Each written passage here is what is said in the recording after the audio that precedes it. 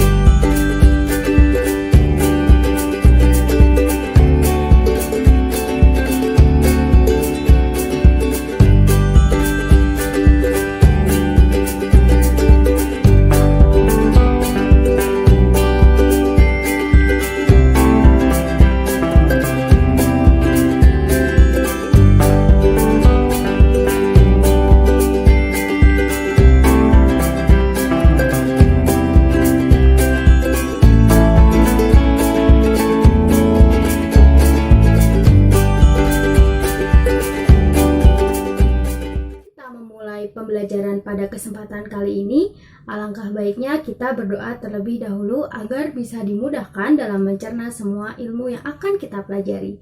Berdoa dimulai.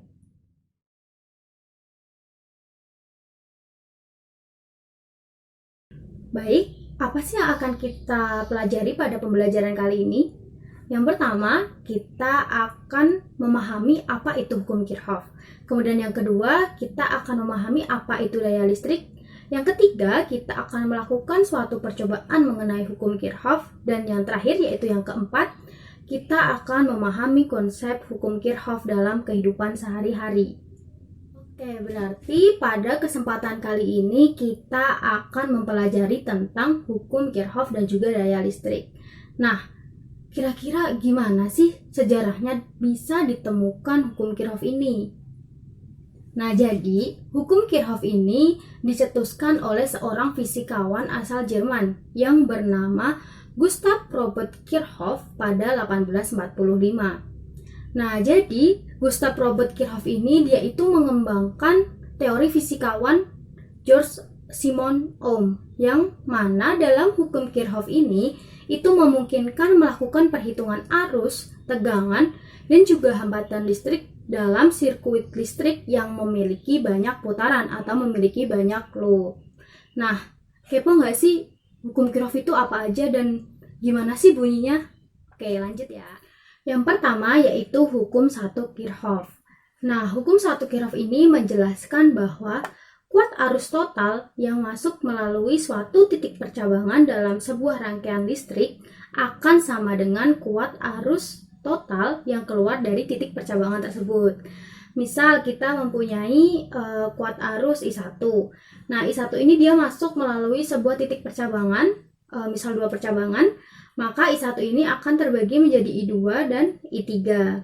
Nah, maka kuat arus total I1 ini akan sama dengan total I2 ditambah I3, karena sesuai dengan hukum 1 Kirchhoff tadi, yang mana kuat arus total yang masuk melalui titik percabangan yaitu I1 itu akan sama dengan kuat arus total yang keluar dari titik percabangan tersebut, yaitu I2 ditambah I3. Secara matematis, hukum 1 Kirchhoff ini dirumuskan dengan sigma I masuk sama dengan sigma I keluar. Selain itu, hukum 1 Kirchhoff ini juga bisa disebut dengan hukum arus Kirchhoff atau Kirchhoff's current law. Oke, selanjutnya yaitu hukum 2 Kirchhoff. Nah, berbeda dengan hukum 1 Kirchhoff, dalam hukum 2 Kirchhoff ini digunakan pada rangkaian yang tidak bercabang, yang mana fungsinya itu untuk menganalisis beda potensial atau tegangan pada suatu rangkaian tertutup. Nah, oleh karena itu, hukum 2 Kirchhoff ini itu disebut juga dengan hukum tegangan Kirchhoff atau Kirchhoff voltage law. Nah, kira-kira gimana sih bunyi dari hukum 2 Kirchhoff itu? Jadi, hukum 2 Kirchhoff itu menjelaskan bahwa total beda potensial atau tegangan pada suatu rangkaian tertutup itu adalah sama dengan 0. Atau bisa dengan kata lain, dalam suatu rangkaian tertutup, jumlah GGL sumber arusnya atau epsilon dan juga penurunan potensialnya yaitu I kali R itu sama dengan 0. Sehingga secara matematis hukum 2 Kirchhoff ini dirumuskan dengan sigma epsilon ditambah sigma I dikali R sama dengan 0, di mana epsilon itu adalah GGL sumber arus, I itu adalah arus listrik, dan R itu adalah hambatan listrik. Dalam hukum 2 Kirchhoff ini terdapat beberapa perjanjian tanda, baik untuk tegangan GGL ataupun untuk kuat arus listrik itu sendiri. Nah, yang pertama yaitu perjanjian tanda untuk GGL, untuk potensial GGL, yaitu jikalau kuat arus listrik itu searah dengan loop listriknya, kemudian kuat arus listrik ini bertemu dengan potensial GGL di kutub positif, maka tanda dari potensial GGL ini adalah positif. Kebalikannya, jikalau kuat arus listrik itu sudah searah nih dengan loop listriknya, kemudian kuat arus listriknya itu bertemu dengan kutub negatif dari potensial GGL, maka tanda untuk potensial GGL di sini adalah negatif. Nah, kemudian untuk perjanjian tanda pada kuat arus listrik, yaitu jikalau kuat arus listrik ini searah dengan loop listrik, maka tandanya positif. Akan tetapi kebalikannya, jika kuat arus listrik ini dia tidak searah atau berlawanan arah dengan loop rangkaian listriknya, maka tandanya negatif. Nah, perjanjian tanda ini baik untuk tegangan GGL ataupun untuk kuat arus listrik itu sangat penting diperhatikan untuk melakukan perhitungan menggunakan hukum 2 Kirchhoff. Kita kan udah tahu nih ya tentang teori dari hukum Kirchhoff, baik itu hukum 1 Kirchhoff ataupun hukum 2 Kirchhoff. Nah, biar kita lebih paham lagi gimana sih sebenarnya contoh persoalan dari hukum Kirchhoff ini. Oke, jadi kita akan lanjut untuk mengerjakan contoh soal, baik hukum 1 Kirchhoff maupun hukum 2 Kirchhoff. Nah, oke, kita simak ya penjelasan kali ini.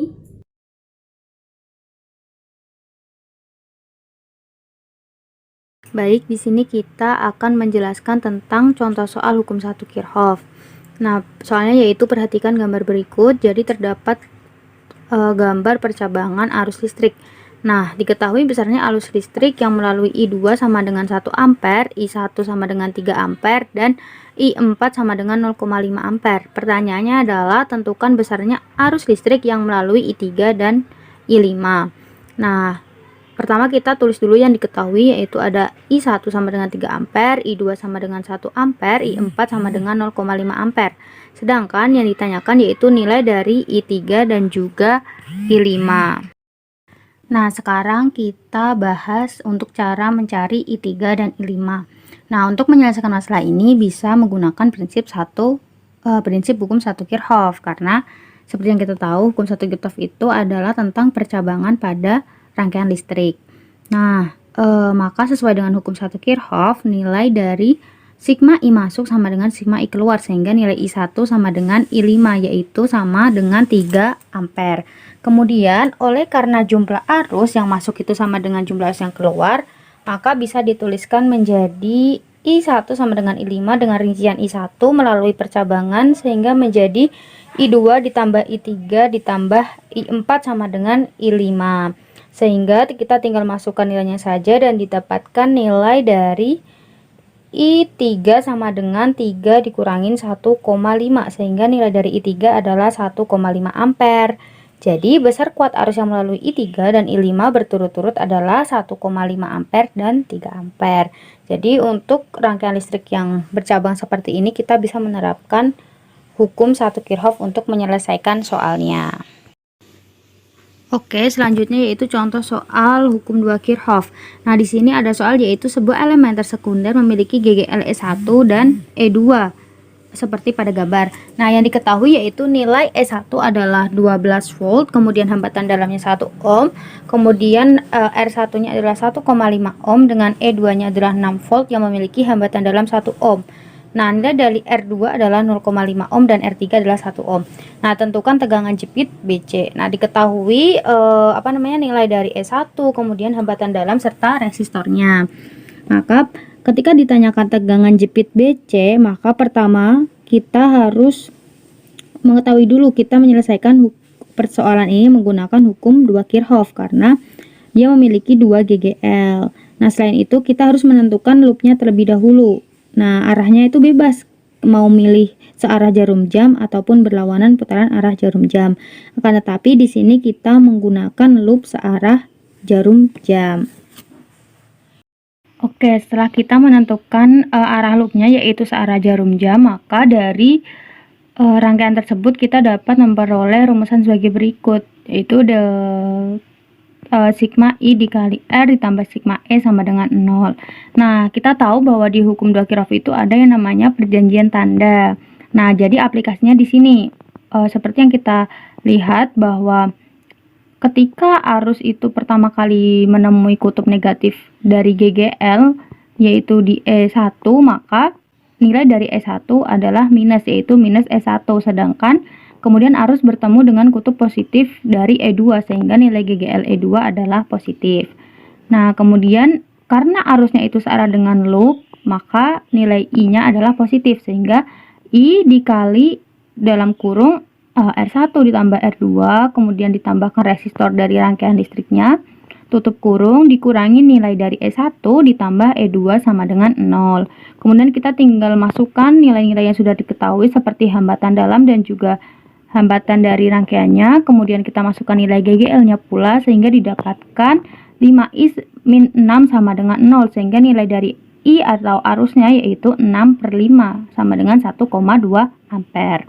Nah, dari nilai ini kita bisa mendapatkan nilai tegangan jepit, yang mana nilai tegangan jepit BC ini berarti kita dapatkan dengan persamaan VBC sama dengan E2 ditambah I dikali R2 atau hambatan dalam dari GGL-nya, sehingga didapatkan tegangan jepitnya yaitu 6 ditambah 1,2 dikali 1, yaitu nilainya 7,2 volt. Jadi tegangan jepit antara B dan C itu yaitu 7,2 volt. Oke, kayaknya ada yang kurang nggak sih sama fisika kalau cuma ngerjain soal doang? Nah, di sini kita akan lanjut untuk melakukan sebuah percobaan mengenai hukum 1 Kirchhoff. Akan tetapi kita di sini menggunakan bantuan Webpad Colorado seperti itu. Nah, kira-kira benar nggak sih hukum 1 Kirchhoff itu bahwa kuat arus total yang masuk itu sama dengan kuat arus total yang keluar dari titik percabangan tersebut? Menurut kalian benar nggak sih? Oke, pasti kepo kan? Oke, kita buktikan melalui percobaan ini.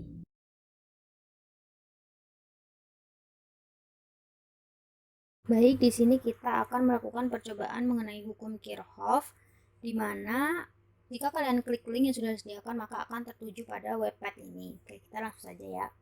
Pertama, kita susun baterai dan kita hubungkan menggunakan kabel.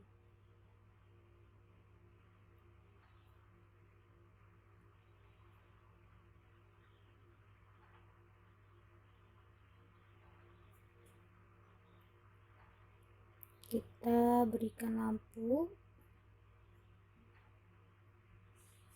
dan juga kita hubungkan lampunya dengan amperemeter. Nah, agar kita tahu nanti berapa arus yang mengalir pada lampu ini.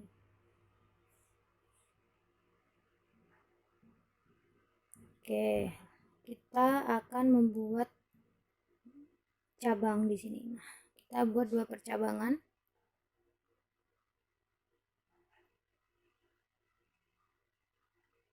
Maaf ya, ini bisa kita rapikan rangkaiannya seperti ini. Lalu kita buat 2 cabang ya, masing-masing kita berikan lampu.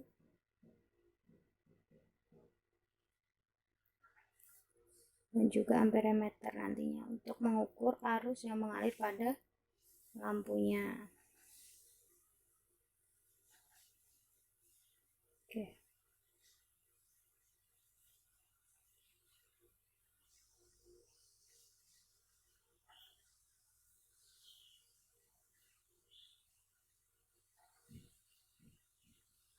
Bentar, kita hapus dulu agar lampunya bisa berdiri dengan baik. Oke. Kita hubungkan dengan kabel seperti ini. Kita berikan amperemeter pula.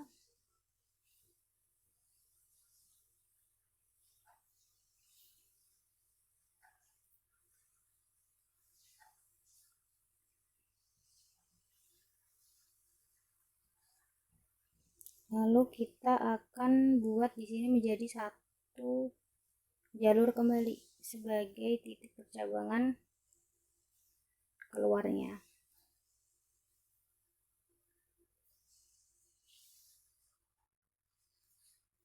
Oke.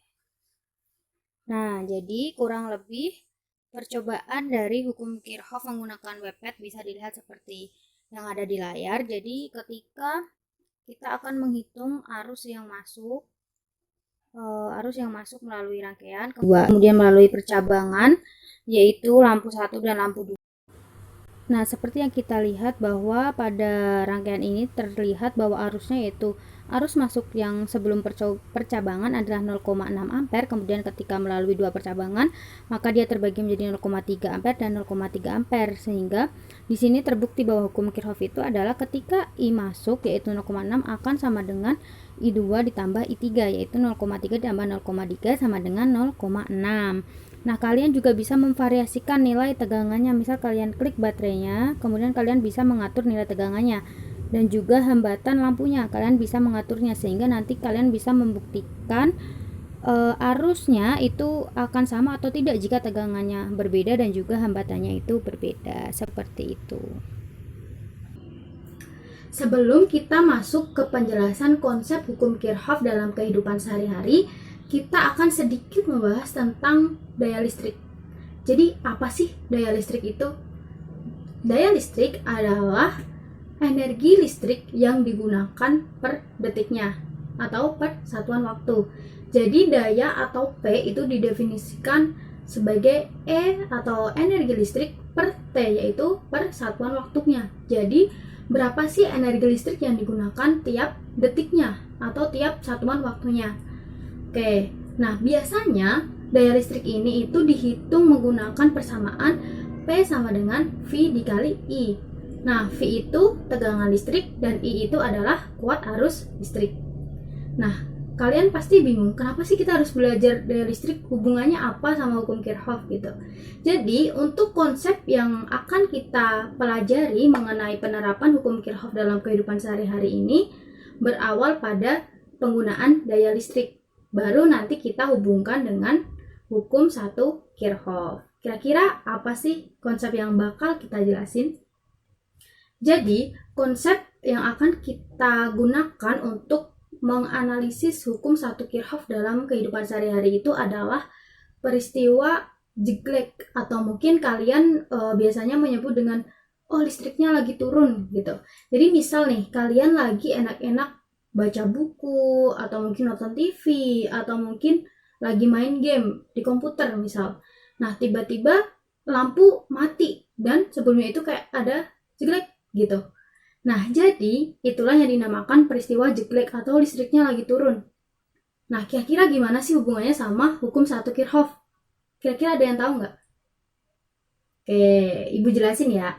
Sebelum Ibu jelasin, Ibu mau nanya nih, kira-kira di rumah kalian itu menggunakan daya listrik berapa watt?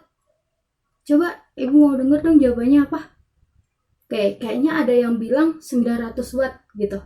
Oke, kita gunakan misal di rumah kita itu menggunakan daya 900 watt. Nah, tegangan listrik yang kita gunakan yaitu 220 volt. Oke, dari daya tersebut dan juga tegangan listrik tersebut, maka kita tahu dong nilai arus listrik yang mengalir dalam rumah kita itu berapa. Kan tadi daya listrik itu P sama dengan V dikali I. Oke, kita dapat nih nilai I-nya berapa. I berarti P per V, yaitu 900 dibagi V-nya 220, itu sekitar 4,1. Oke, misal di rumah kita mempunyai lampu, terus kulkas, atau mungkin TV, atau mungkin menggunakan mesin cuci pula gitu. Nah, jadi nanti arus listrik yang total 4,1 ini bakal dialirkan ke masing-masing alat elektronik yang kita gunakan. Bisa disalurin ke lampu, disalurin ke mesin cuci, disalurin ke TV, disalurin ke misal ke ke AC atau dan lain sebagainya. Oke, jadi ketika arus listrik tadi total 4,1 ampere. Nah, jadi kan 4,1 ampere ini harus melalui beberapa percabangan seperti kayak di hukum 1 Kirchhoff. Nah, dia bercabang dialirin ke lampu, ke mesin cuci, ke TV, dan lain sebagainya. Nah, ketika arus maksimal ini nanti melebihi dari arus listrik yang kita gunakan, misal kita menghidupkan lampu, menghidupkan mesin cuci, menghidupkan setrika, menghidupkan kulkas secara bersamaan, dan total arus listrik yang kita gunakan itu melebihi 4,1 ampere ini, maka disitulah terjadi peristiwa jeglek, yaitu kuat arus listriknya itu melebihi dari kuat arus listrik total yang kita miliki, yaitu 4,1 ampere. Misal, kita menyalakan lampu, menyalakan TV, kulkas, mesin cuci secara bersamaan, itu menghabiskan total kuat arus listrik 4,4 ampere. Sedangkan kita cuma punya 4,1 ampere nih listriknya dari perhitungan daya dan tegangan listrik tadi. Nah, makanya itu sesuai dengan hukum 1 Kirchhoff, jadi arus yang masuk itu harus sama dengan arus yang keluar dari titik percabangan. Jadi, ketika kuat arus maksimal yang kita punya cuma 4,1 ampere, maka alat elektronik yang kita gunakan itu juga harus maksimal 4,1 ampere. Nggak boleh melebihi kuat arus tersebut. Nah, ketika melebihi kuat arus tersebut, makanya itu terjadilah jeglek atau listriknya itu turun. Nah, jadi itulah contoh dari penerapan hukum 1 Kirchhoff dalam kehidupan sehari-hari kita. Kira-kira dari teman-teman sendiri bisa nyebutin nggak apalagi fenomena yang bisa kita analisis menggunakan hukum 1 Kirchhoff di kehidupan kita sehari-hari? Nah, coba apa dong? Boleh nih ditulis jawabannya. Oke, setelah kalian mengetahui konsep hukum Kirchhoff, kemudian percobaannya dan juga penerapannya dalam kehidupan sehari-hari, di sini ibu meminta kalian untuk melakukan percobaan sendiri menggunakan pad juga, dan juga menganalisis kira-kira fenomena apa lagi yang bisa kita jumpai di kehidupan sehari-hari yang berhubungan dengan hukum 1 Kirchhoff. Nah, jadi nanti kalian bisa mendownload LKPD yang telah ibu siapkan di link YouTube video ini. Oke, mungkin cukup sekian penjelasan ibu tentang hukum Kirchhoff pada kesempatan kali ini. Semoga bermanfaat dan semoga kalian bisa memahami hukum Kirchhoff ini dengan baik dan juga bisa mengaplikasikannya dalam kehidupan sehari-hari. Baik, ibu pamit undur diri. Bersama Bu Risa, fisika menjadi lebih menyenangkan. Assalamualaikum warahmatullahi wabarakatuh.